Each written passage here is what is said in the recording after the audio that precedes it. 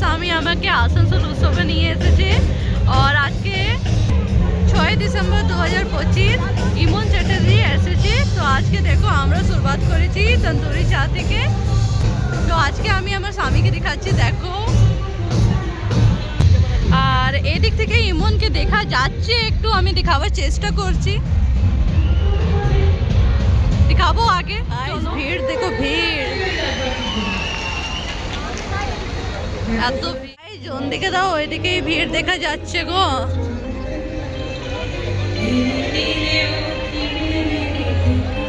কেমন লাগছে বলো? ভালো।